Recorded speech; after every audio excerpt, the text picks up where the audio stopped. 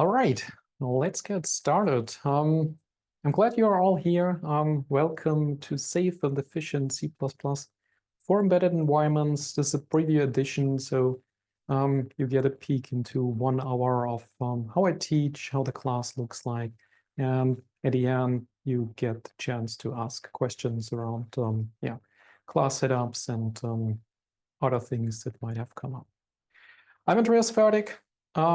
Obviously, I work as a trainer. I do mostly in-house training, on-site or remote, whatever you prefer.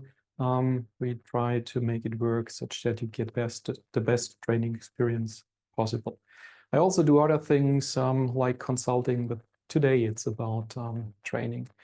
If you like to learn at your own pace in favor over doing a live class like we're doing now, I also offer self-study courses, programming with C++ 17 and 20, about C++ templates and coroutines. So you can feel free to check that one out as well.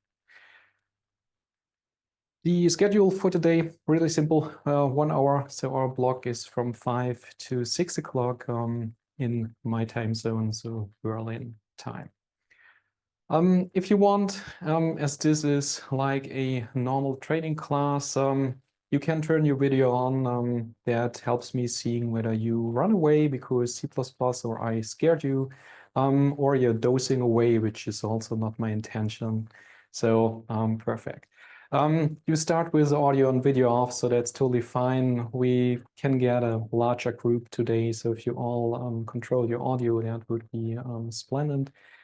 If you have any questions, feel free to use Zoom's nonverbal communication tools, hand raising, and then we can process your question.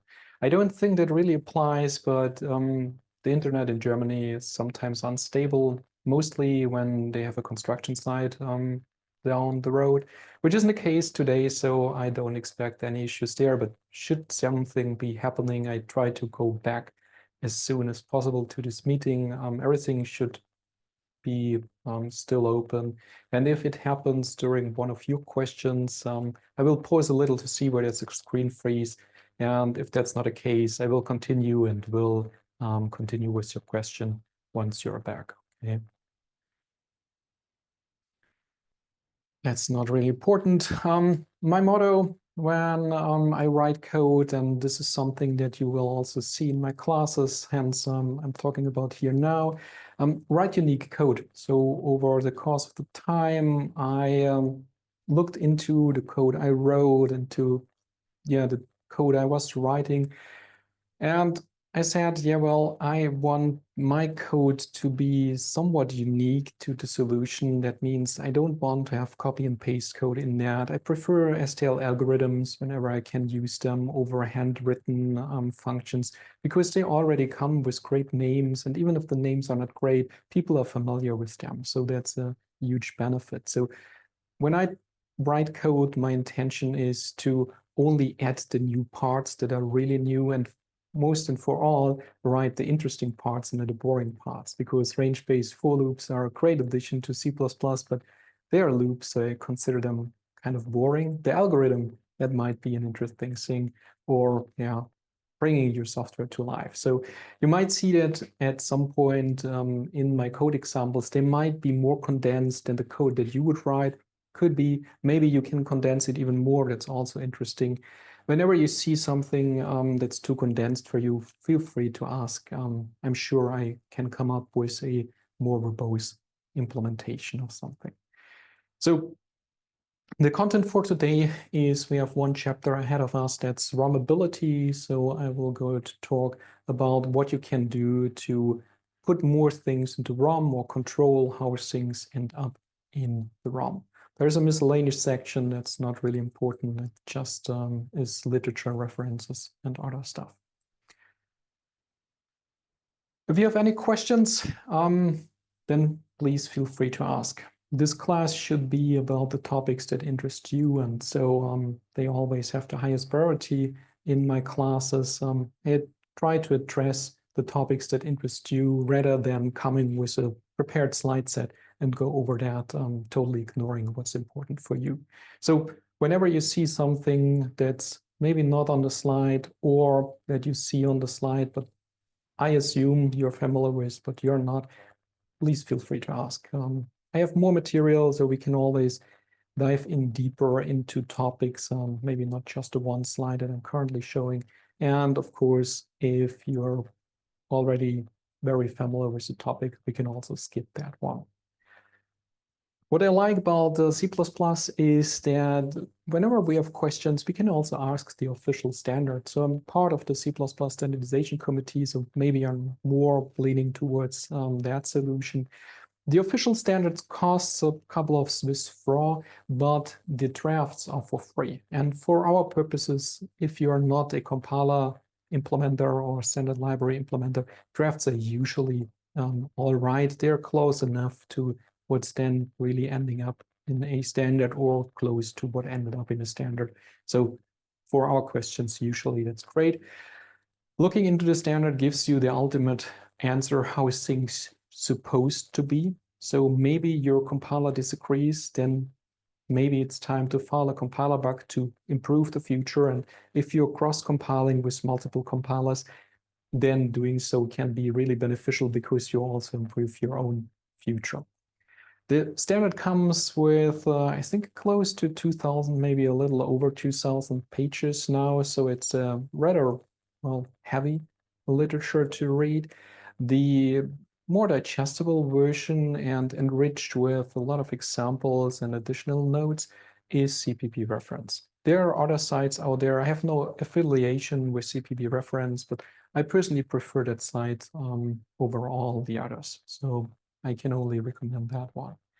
The other thing, especially if you're starting with a new standard, maybe a new project, and you dig into upgrading your compiler and trying to figure out what you can do with all the things to explore things.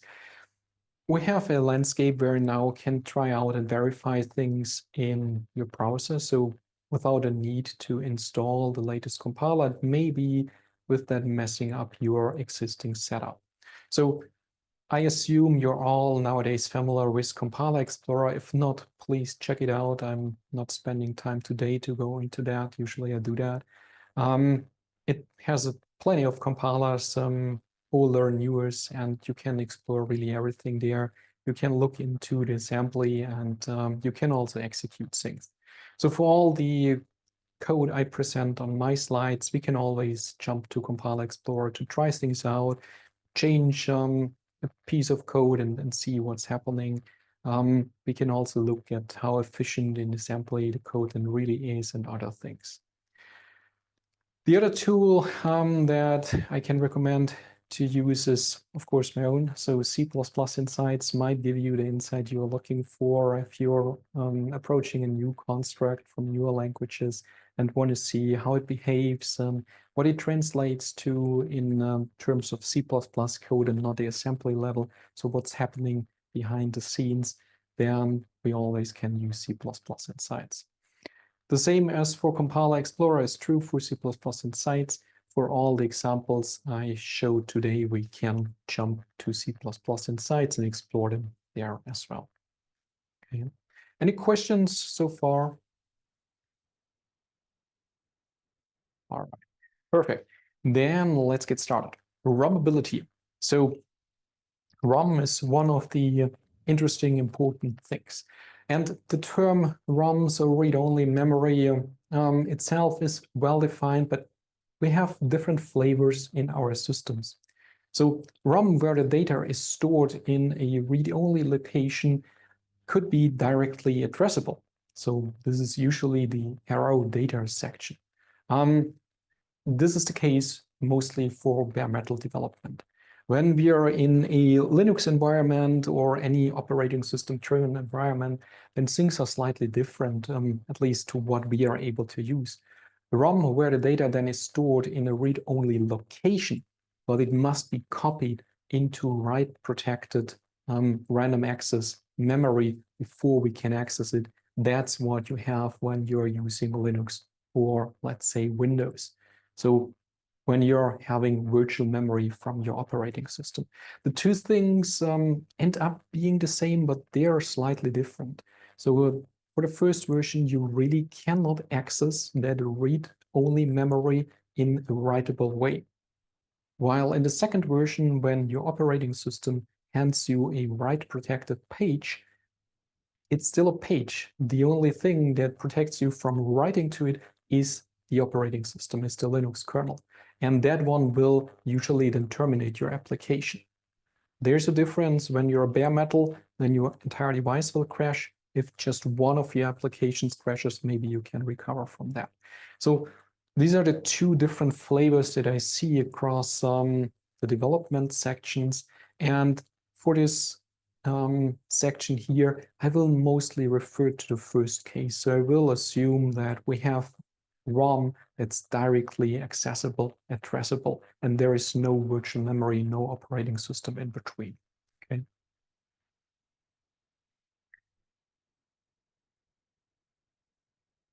Here you see 8 lines of code of variable declarations. And the question is, which of these variables is ROMable? So which of these variables can the compiler optimize away in a sense that it does not have to do the initialization at runtime? So all of them compile. All of them come with a semicolon. All of them are valid C++ code. So we're not chasing any missing semicolons. The question is, are there differences between the variables? So we start with, say, something like a base case. So we have a table. It's an old style array. So you should prefer a std array in modern C++, but I kept it that way. It looks a little easier on the eyes, I think. So with that one, it's static, it's const, and it comes with 3 integers, 2, 3, and 5 inside it. So that's one of our bases. And then we have a const char data array here, hello. And now we start using that data we have here, and in line number 3, here in PA, I'm creating a new variable, call that one PA, initialize it with data, and I make that a const char star const. I have another version. In PB, I initialize PB the same way with data. I say this variable is const char star of type. And then I have a third version, PC. I make that one static const char star. Still initialize it with data. So this is for the string case for the variable data. And then I have 3 more variables. They all now deal with table. They pick the second entry in table, so the last one here. And I have a similar setup here. I have a const int reference, call that one R entry A, which points to table at position 2. I have a static const int reference in R entry B, and I have a static const int in R entry C.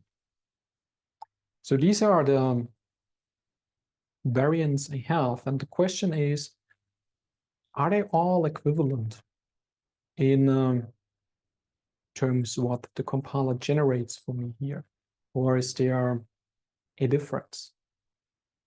Are they all equivalently efficient?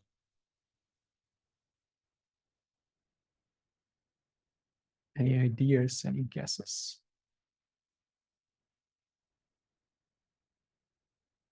So basically we have the 2 groups, right? We have PA to PC, so that's the string group, and we have the table group here, R entry A to R entry C.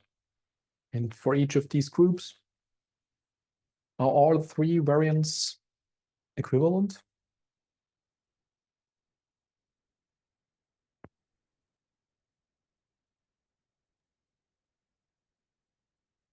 If I had to give a guess, I would say for the string groups, they are all equivalent, but for the table groups, I think the last one is different. All right, what do you see is different for the last one in the Well, the in the last table, one, I right? believe there must be a copy involved. So we're gonna have, let's say, a second. Well, on the let's say 6 and 7 to me should store some kind of addresses on the ROM, let's say, and the last one should store actually a copy of the value 5. So they would have different value, basically. Mm-hmm. Mm-hmm. Okay, yeah, thank you, I agree. Other comments?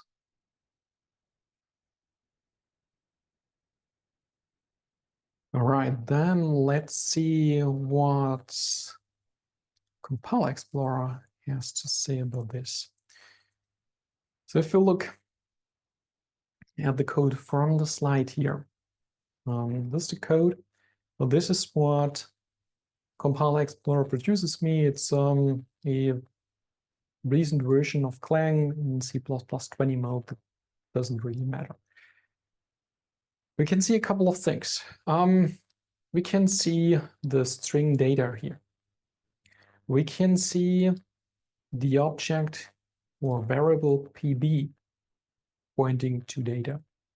We can see the table with its 3 elements, 2, 3, and 5.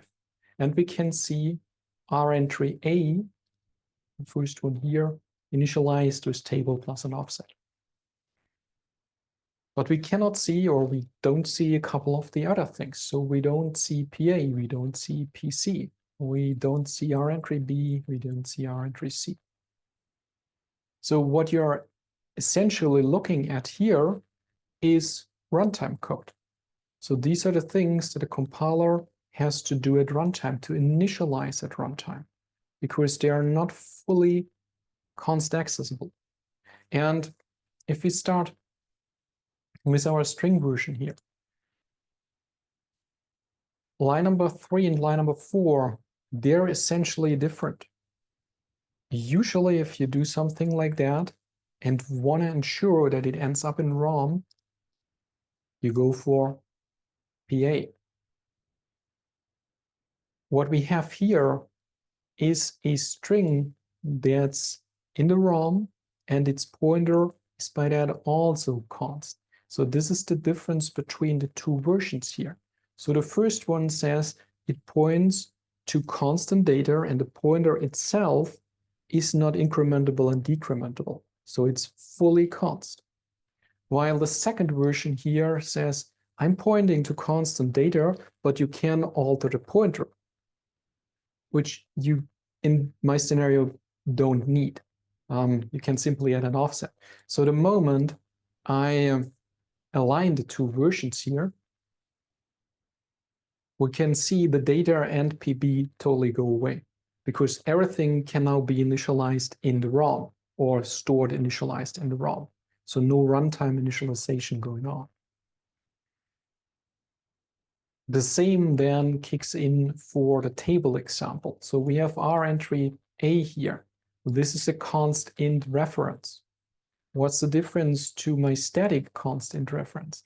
Well, the static one, for other purposes, we say in Linux, it ends up in the BSS section or in a section where all the static variables data members end up. So that can be initialized at compile time in the ROM. This here is, in some regard, a dynamic version, because your const int reference, it's just a variable, our entry A, where we add a top-level qualifier saying that we cannot change it. But the initialization, that one happens at runtime. If you have that inside a function, and if you call the function multiple times, your R entry A ends up in the different stack position all the time, because it's not static, so it must be initialized at runtime, at the point where you approach it. So the same as previously, if I make that one a static const int reference, we don't see any assembly, because everything now is basically not a runtime code anymore. The compiler can lay it out in ROM, prepare it at compile time. So this is the difference between these versions. And for the specific int case, the question is, are you going for line 6 and 7 now as opposed to 8? And since the reference itself occupies the same storage capacity as an int, if the compiler doesn't optimize the reference away, which it most likely does in this case, you're just adding an indirection, so letting the reference point to the actual data, so you have the one indirection, while in line number 8, if you have a trivial type like an integer built-in type, it could be more efficient to spare the reference and directly store the integer, unless you really want to grab the address at this point, which my example did not really intend to do. So this is how you can improve your code, the generated code, and by that spare your embedded device a couple of bytes ending up in ROM and RAM by moving them both into the ROM part. Any questions about this? I may have one. I'm not very comfortable with this level of details, but like the Constexpr feature, like could it be like helping us like guessing while writing the code what gets into the like what gets optimized or not? Like how is it related to all of that? So could Constexpr help at this point? If we let's say for this version, go back here and say we make that one Constexpr. Okay, so this was the original version. Then we are hitting an issue here because my base table is not Constexpr, so I would have to update the chain here. And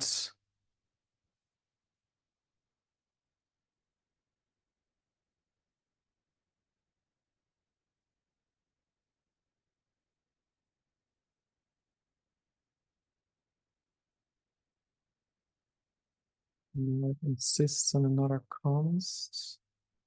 I'm looking at things right. All right. So that one.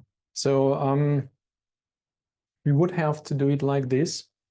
Yet it does not yield a better result, right? We still have the things there.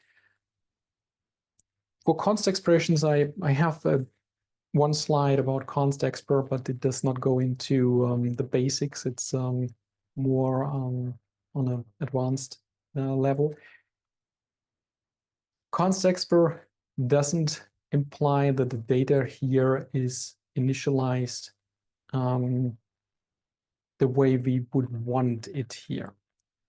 I have at the end a very specific slide talking about the combination of Constexpr and static, and that would be the right thing here. So make it static and Constexpr, and then we can see. But in all fairness, we achieved the same result without the Constexpr. So for this, let's say, basic case here, Constexpr potentially doesn't give you any added value in sense of alerting you that you did something wrong. If you initialize that variable with a function call, then maybe Constexpr is helpful because it tells you that, well, you just do a runtime call and you want to force users into doing that at compile time. So this is a scenario where I can see that Constexpr might be more helpful than in my basic example here. Perfect.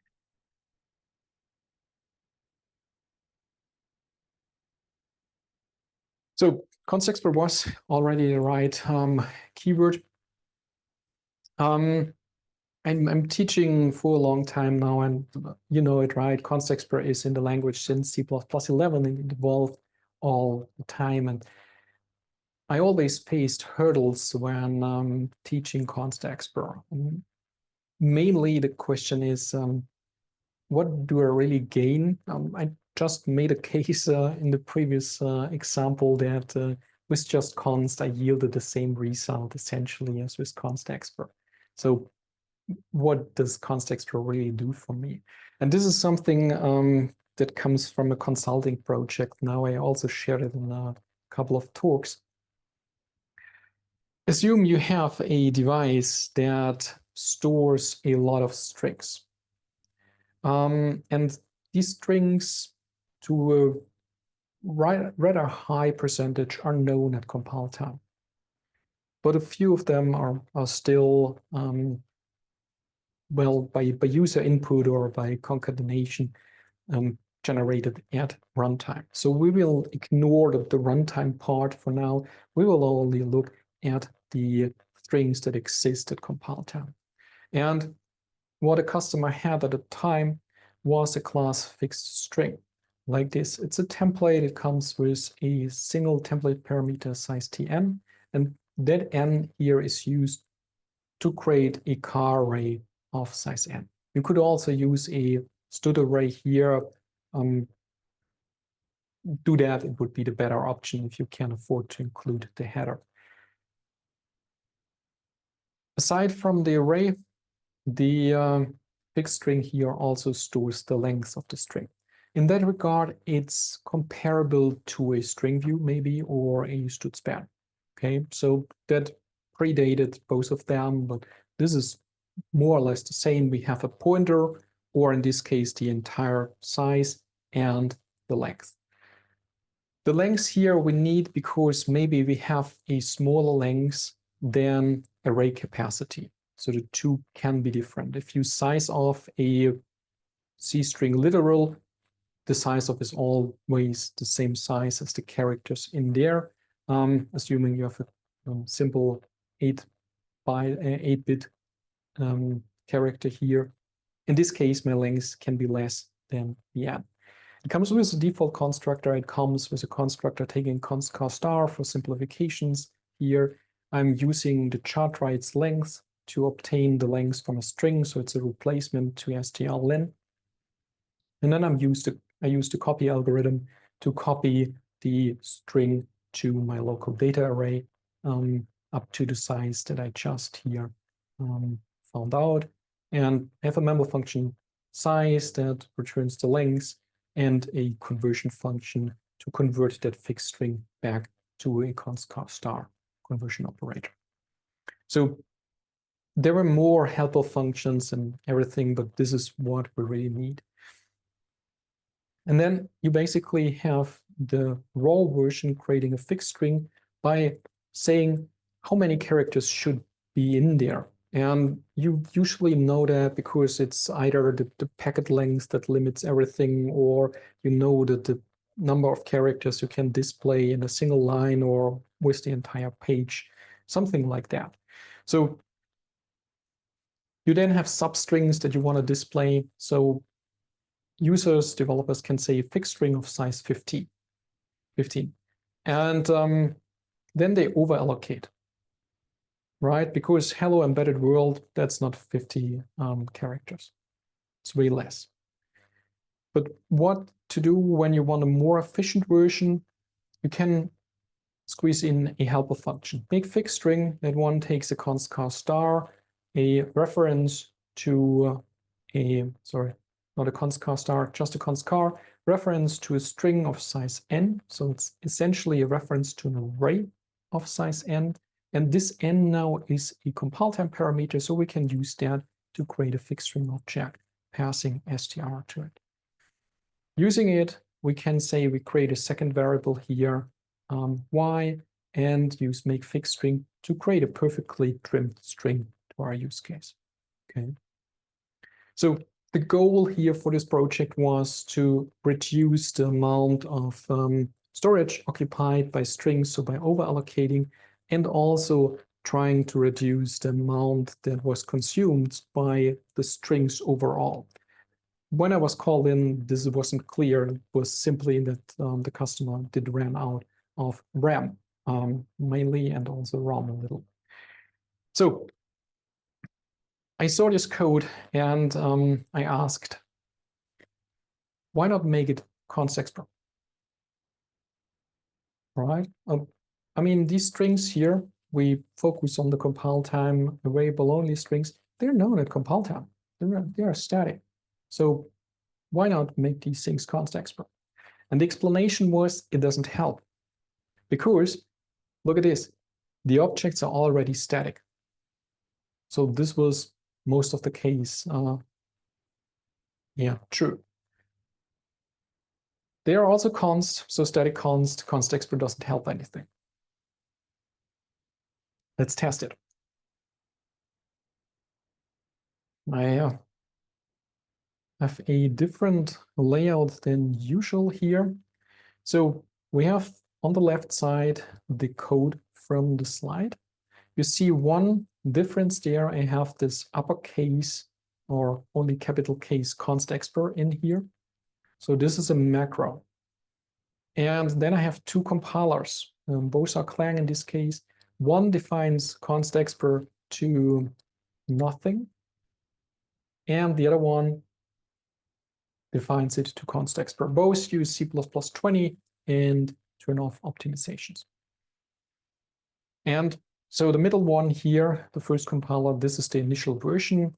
And if you look at this, we get 183 lines of assembly. It's not totally fair. You can see there are a couple of blank lines, but it's equivalent in both cases. So let's use it like that. So 180 lines assembly. Maybe that's good. I don't know. So for full disclosure, I use a printf to print things down there.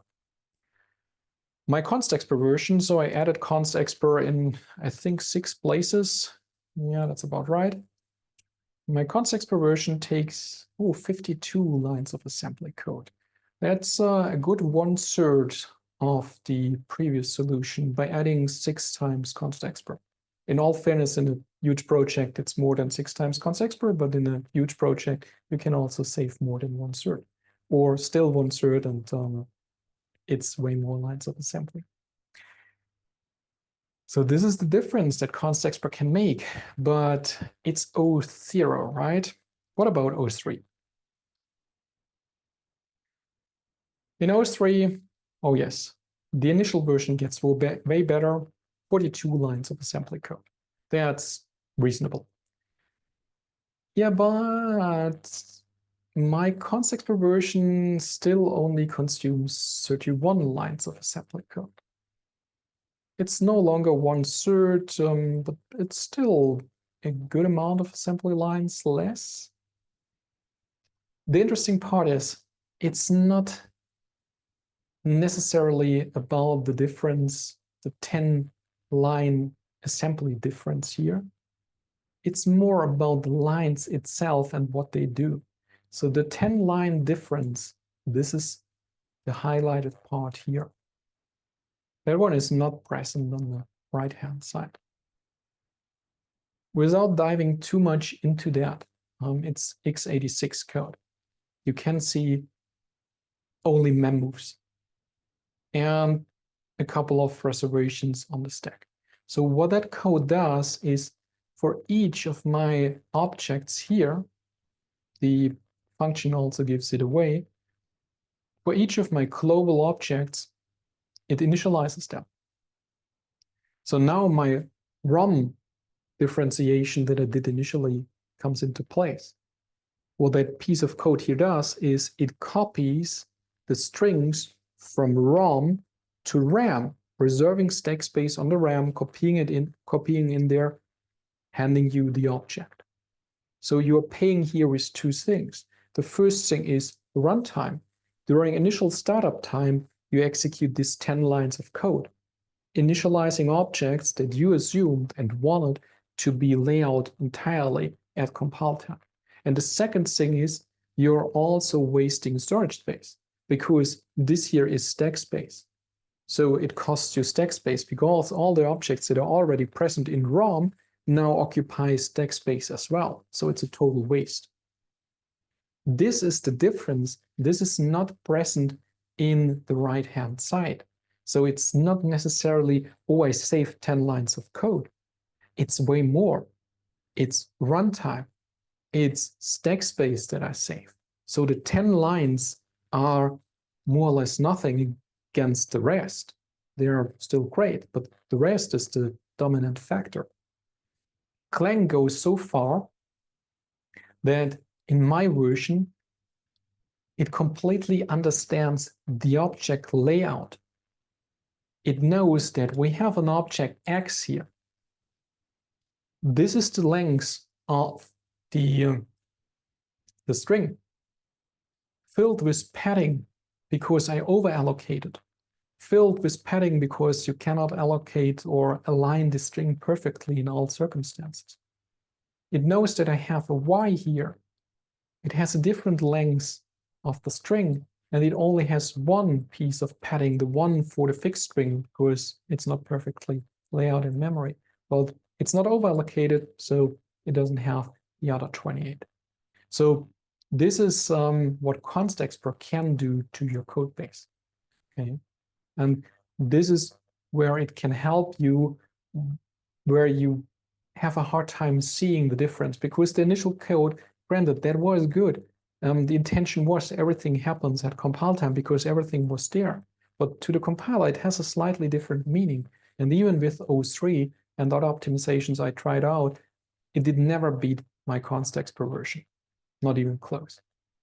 So if you have a small embedded device, bare metal, and only a few resources, think more about Constexpr and where you can apply it. It can be really worth. And with the newer standard, it becomes more and more powerful and versatile and usable in a lot more places.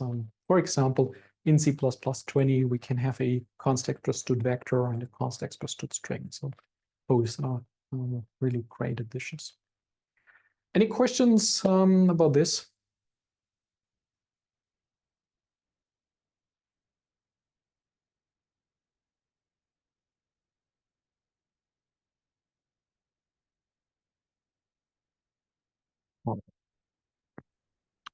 No question, but it was super clear. So I appreciate that.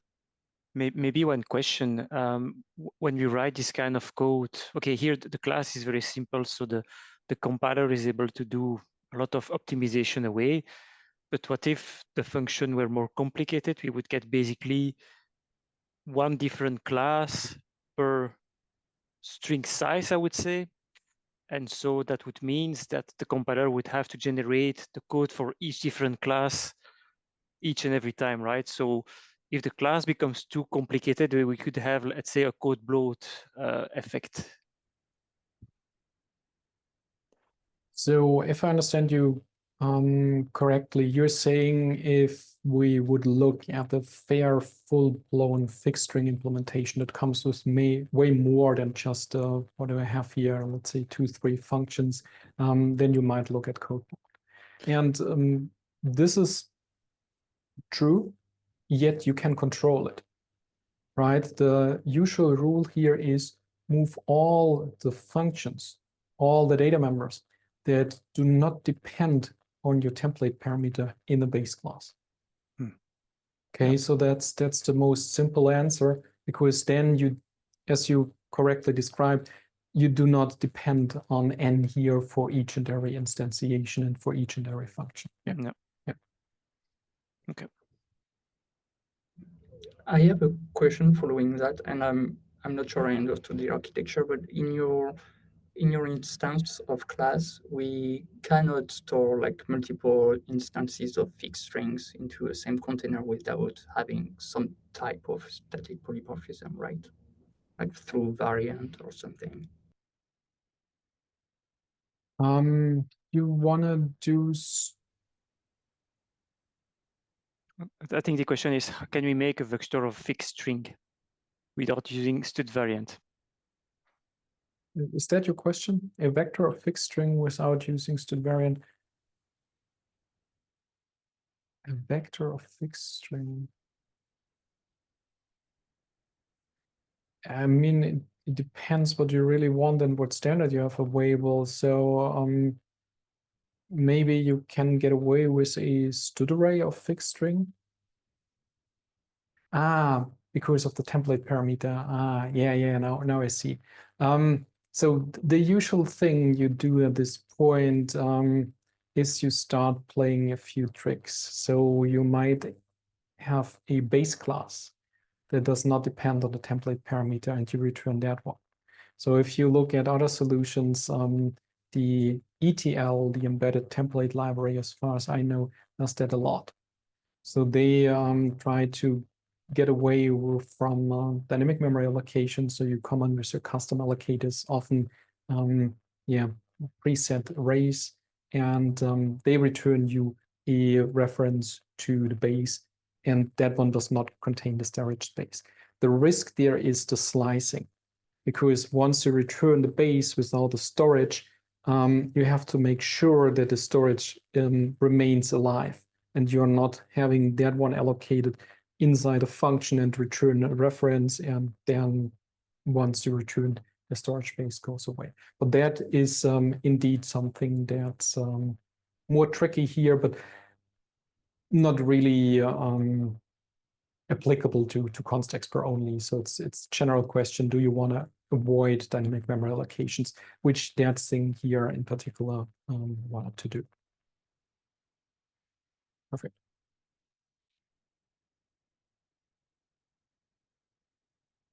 So I have another element that I think is often underappreciated, especially in embedded developments. And this is the literal operator. That one was introduced with C++11, and I assume you already stumbled over it and maybe even have used it or know it at least. So the syntax here is that you have the return type, you have the keyword operator, the double single quotes, and that one is followed by a user-defined string with parameters as for a regular function, and then you have your function body. The majority here is that we can get clarity with our units. So this is one of the first things where this excels. I had way too many macros that said seconds. What does it mean? Well, if you look at the macro, it multiplies the number by 1,000. If you apply it to 2 seconds, you have 2,000 seconds. It doesn't carry a unit, so it doesn't say much. If we use it like here and say 2.0_cm for centimeters or decimeters, then we can really clue a number to a unit. And thanks to the operator, we can let it return something that maintains the unit.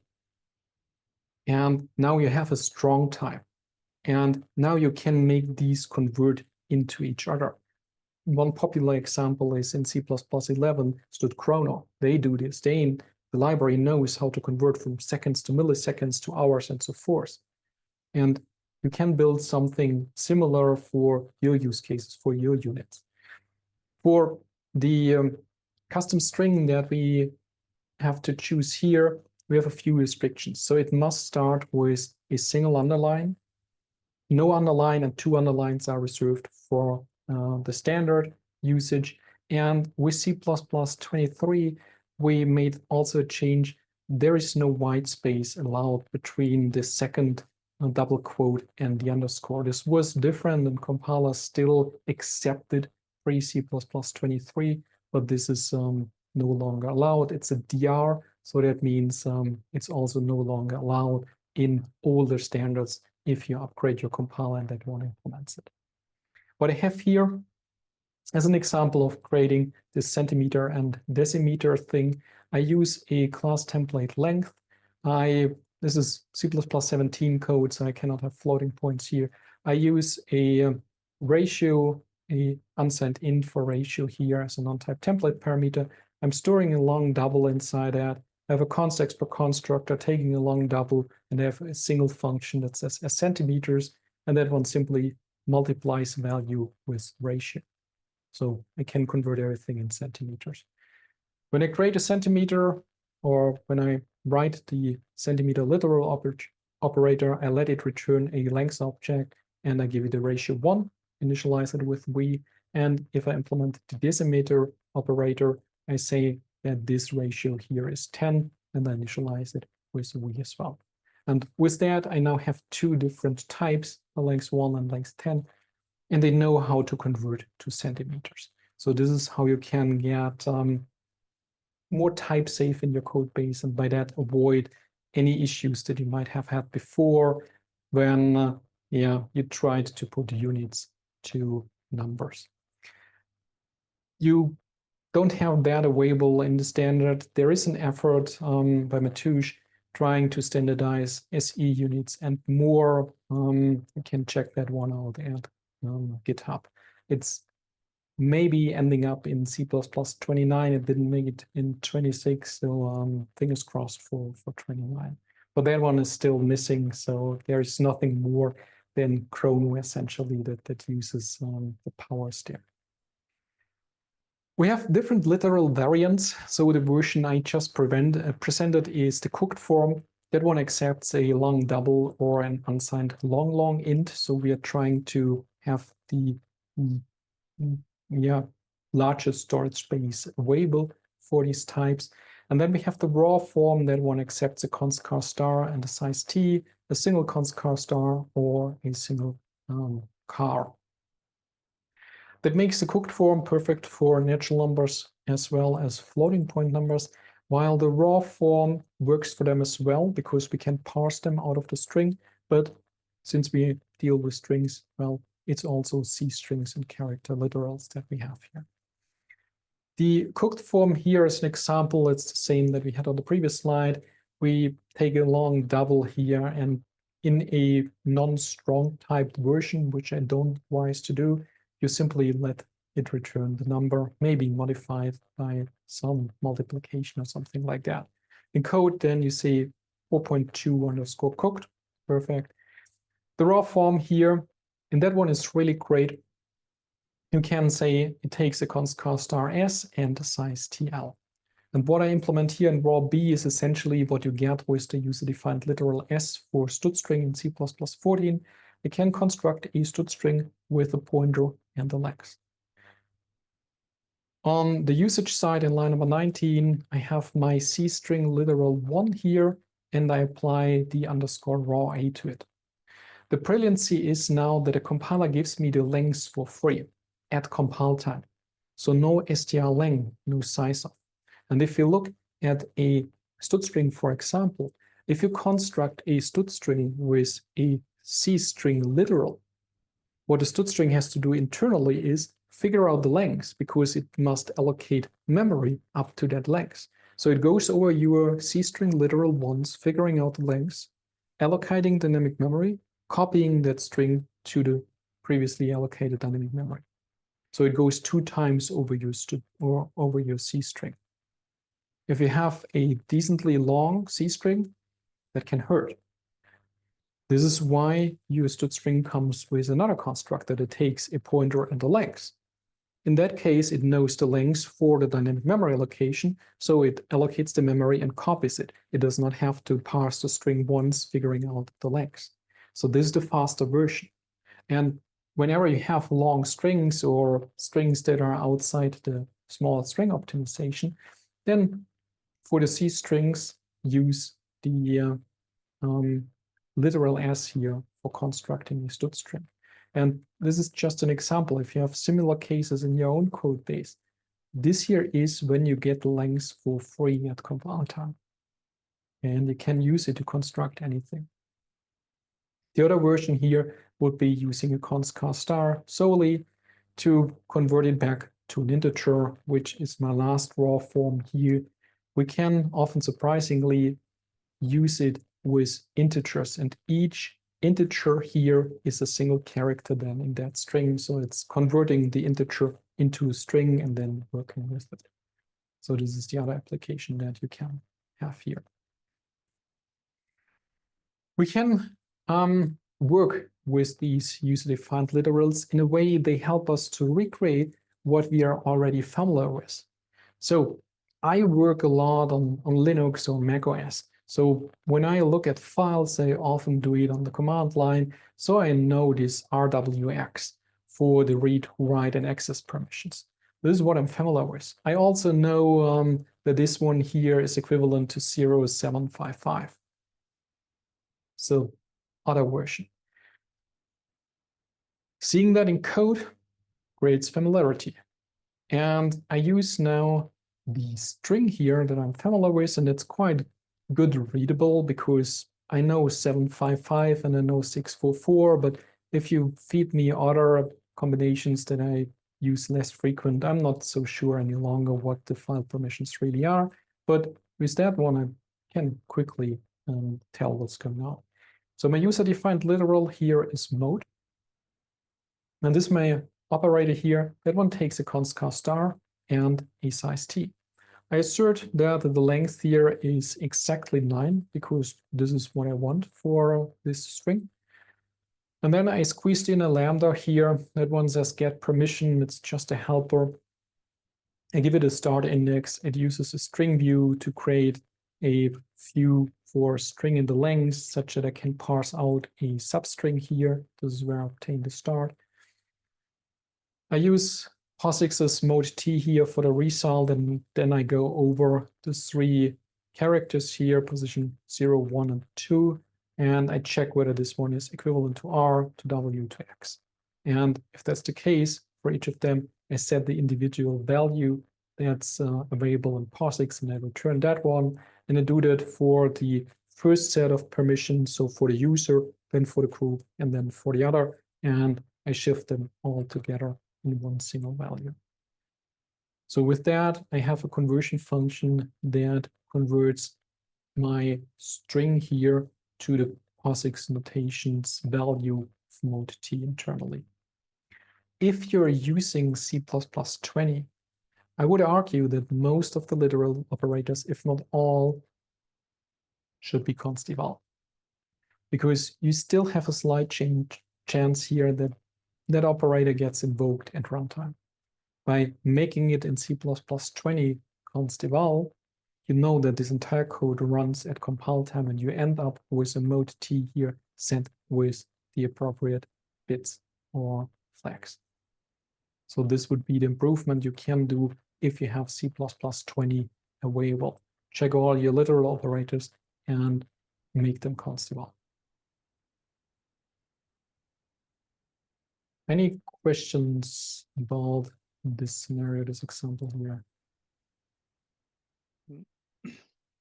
I'm just wondering on line 4, can't we use static assert so that we are even warned at compile time that the size of our string is not correct?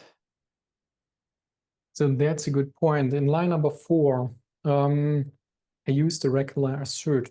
And the reason for that is my parameter len is never a compile time constant.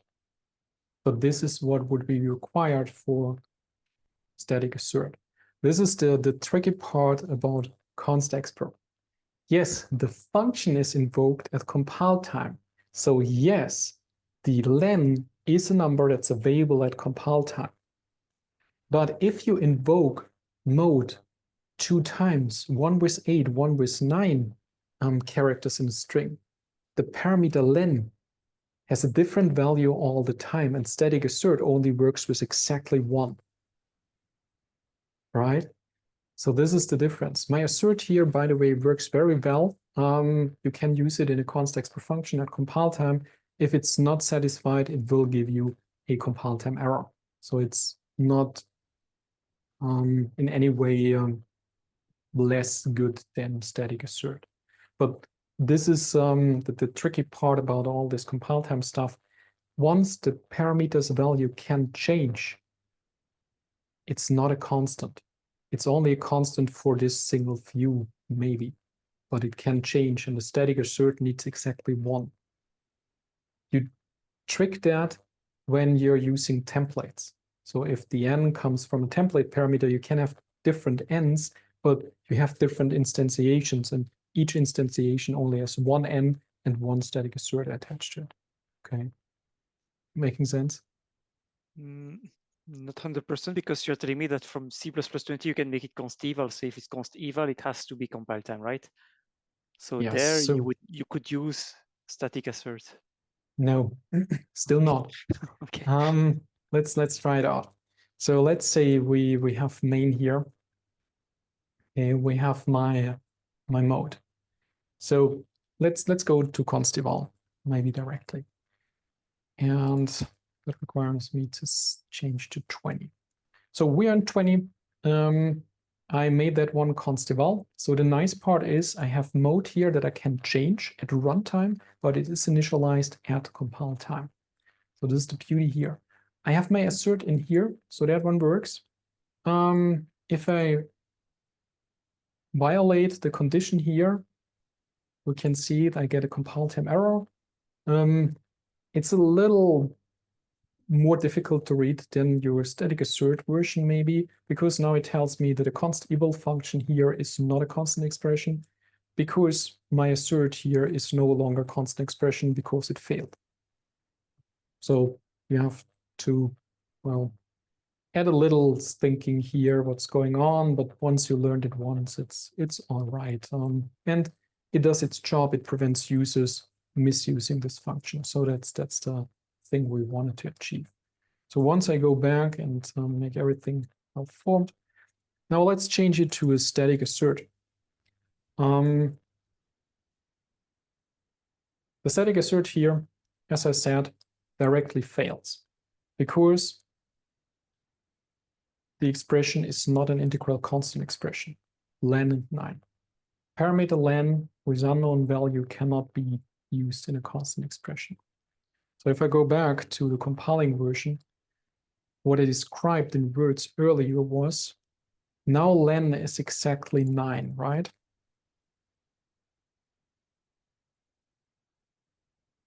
Now len is 8. We don't want the second case to compile anyway, so that's a different thing. But both trigger the exact same function. So even if it's a const eval function, it only exists at compile time, but it only exists once because it's not a template. So len here, in that regard, is a dynamic parameter. It changes. It's not constant. And this is why the static assert doesn't work. Does this help more?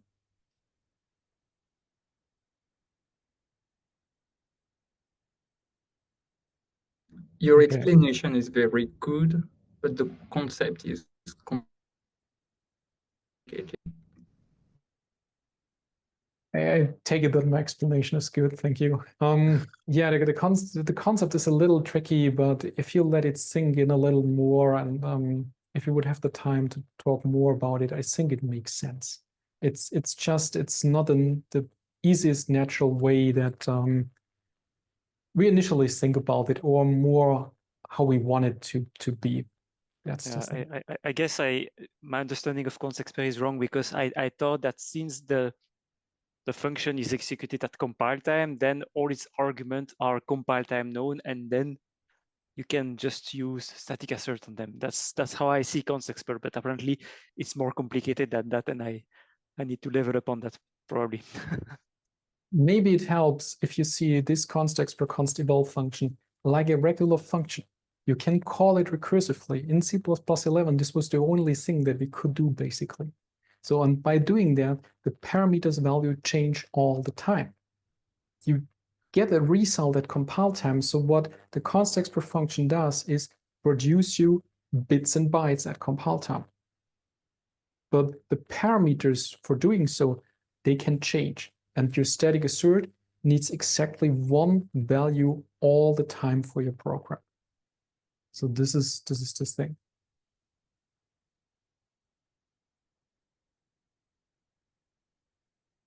We have one more item I want to go through. So it's still Constexpr. Let's see how we're doing there. And this is static plus Constexpr. The code you see here on the right-hand side, it has a struct point with two data members, x and y. So it's a 2D point, we can say. And that function getElement. GetElement takes an index. Internally, it stores a Constexpr std array of type point and size 5 called the data, and initialize it with 5 different point values. And then, as a result for getElement, I access data at the index idx, so at a parameter that we are passing into getElement, and return that one. So the initializers to my std array are known at compile time, right? my std array itself is Constexpr. So I personally, at least, would hope that there is no dynamic initialization going on for this piece of code.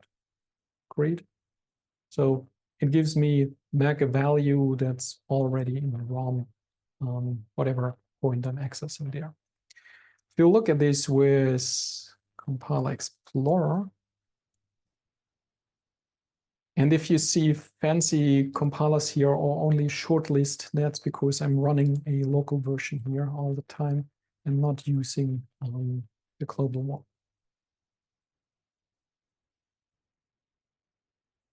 I do something similar as before. So in this version here, I have a static in here, and I define that to nothing for the first run. So in the first run with GCC, you can see it generates me this code.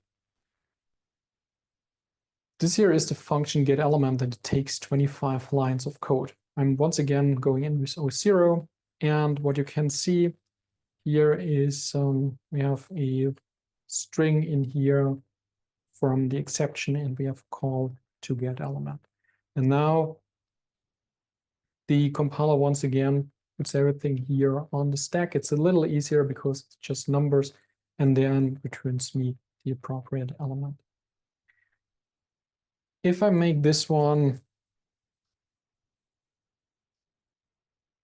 static in precisely C++23, then we can see that implementation changes. Now I can have a array that's laid out in ROM, and my function getElement simply, where is it here? Simply accesses an array in this table. Sorry, an element in this array.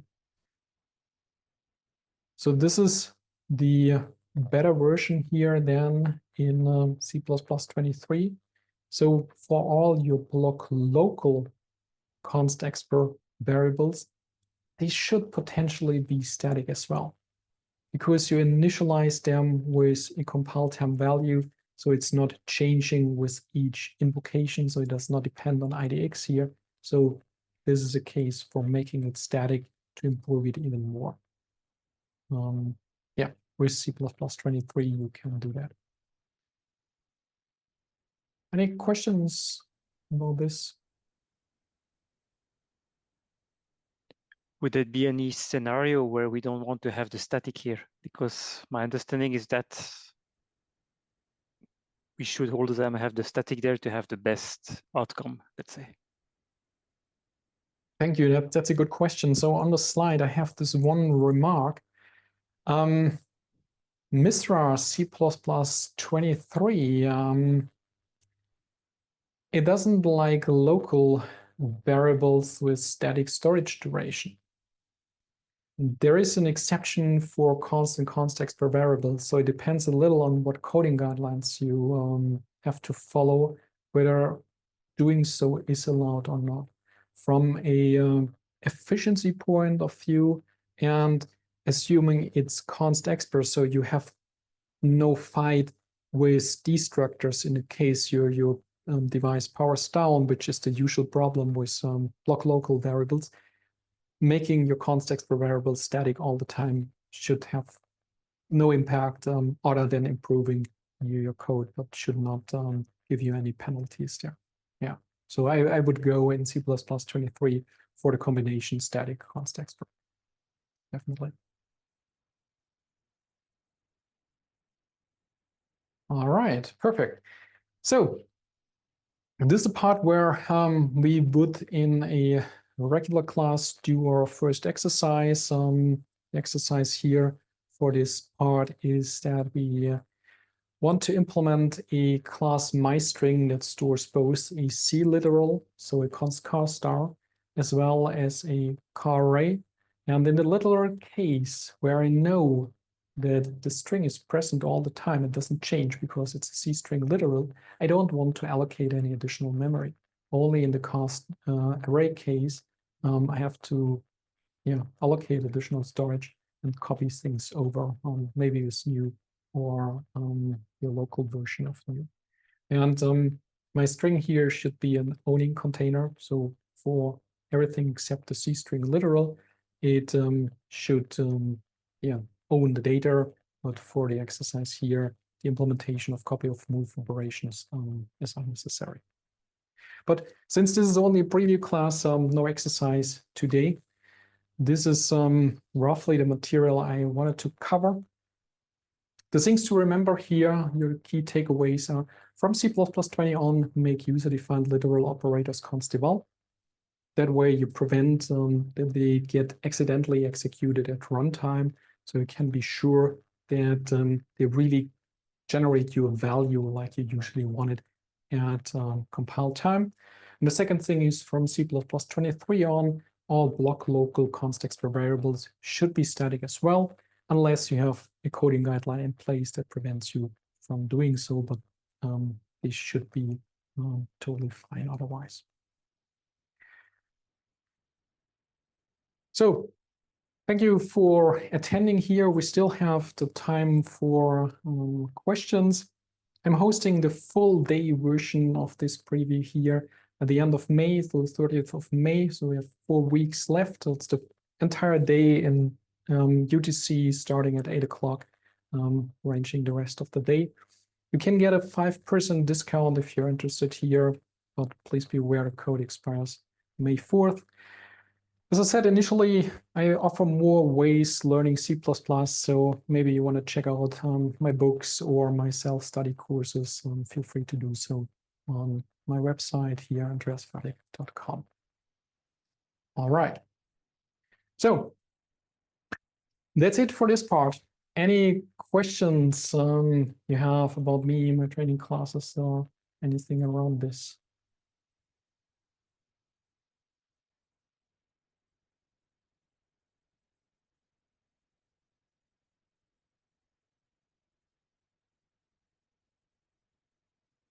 Everybody happy?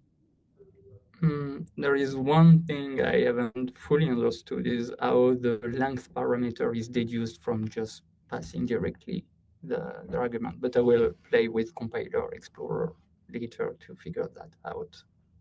You're talking about the user-defined literal operator? Yes. The compiler does it for you. Yeah, I haven't understood how. It's simple, because the compiler has to create the C string literal upfront, right? So it must know how long the C string literal is. All it gives you is that information. Okay. You will not see it anywhere. So if you use C++ insights, you will see that the invocation is directly with the appropriate length parameter. Okay. But yeah, it's nothing that you can see, I think, here. Okay. There is one more question I wanted to ask at the very beginning. When did you develop CPP Insight? Because it's here on top of Compiler Explorer, right? I developed it, or the first release was in 2018, May 13th to be precise. So birthday is coming up. Yeah, but this was when I first went public with it. I used it maybe 1 or 2 years in my training classes in an unofficial capacity without having it made public, testing out things and then getting feedback essentially. But yeah, 2018 would be the public date. Really good stuff.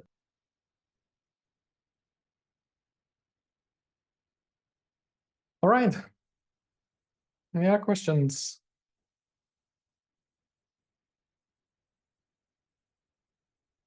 Perfect, great. And then I wish you a pleasant rest of your day. Have a great weekend ahead of you. And maybe we see each other at a conference, another C++ event, or maybe my upcoming class. I wish you all the best. Have fun with C++ and enjoy your day. Bye-bye.